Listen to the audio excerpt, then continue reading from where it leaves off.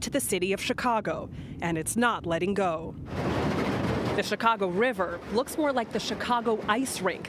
That's where the fire department's icebreaker is in overdrive, shattering the ice to deter people from walking on it and so emergency boats can pass, says Lieutenant Jay Tetriff. How hard does the temperature make this work? It was hard today to just get the mast down to start and then to get the motors working. Yeah, I can feel the boat rumbling just to get through the ice. You don't realize it's doing it right now, but it's riding on top of the ice and breaking it. It was negative 10 degrees on board, a warm-up from this morning's record-breaking negative 21 in Chicago. In St. Paul, Minnesota, the low hit negative outside in the deadly deep freeze that's already claimed. It's been another day of record-setting cold in the Midwest as temperatures remain in negative double digits. The deep freeze has burst water mains and knocked out electricity across the region. Officials have been asking residents to lower their thermostats to help power companies meet increasing heating demands.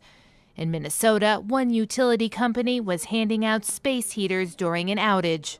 His phone went off at 3:30 in the morning, and it was a recording from the gas company just basically saying that we have no heat, no hot water. The extreme cold has also disrupted travel.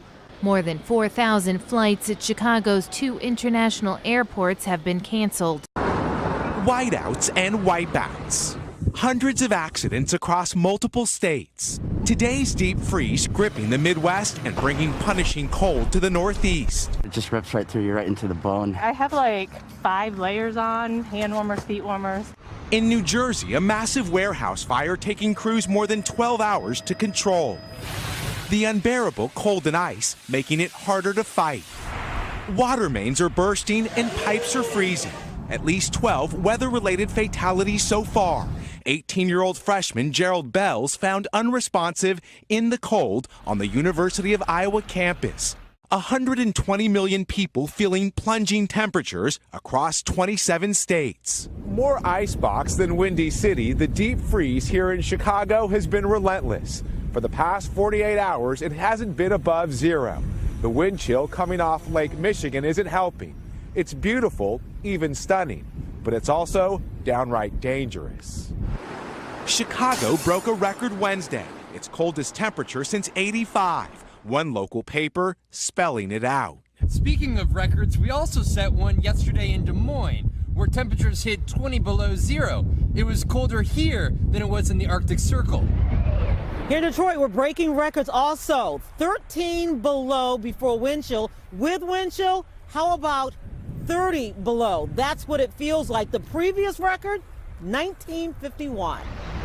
Though we didn't set a record in New York City today, it's still freezing. We dipped to 2 degrees this morning, and when you add in wind chill, it felt like 17 below. When the Arctic front hit D.C. yesterday, the temperature dropped 10 degrees in just 15 minutes. And today, we nearly broke a record that stood since 1936. In Michigan, the town of Hell froze over. The governor asking residents to conserve energy after an equipment failure, trying to ensure everyone can get at least some heat.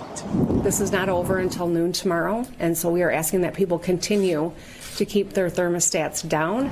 Tonight, a bitter blast and an unforgiving freeze. In the Midwest and Northeast, they broke more than 100 records for cold temperatures, and it's still brutal out here today. But relief is on the way for cities like Chicago. Yesterday, it felt like negative 52 here. By Sunday, it'll feel 95 degrees warmer. And take a look at this scene, Lester. This city needs it. Hey, NBC News fans, thanks for checking out our YouTube channel. Subscribe by clicking on that button down here. And click on any of the videos over here to watch the latest interviews, show highlights, and digital exclusives. Thanks for watching.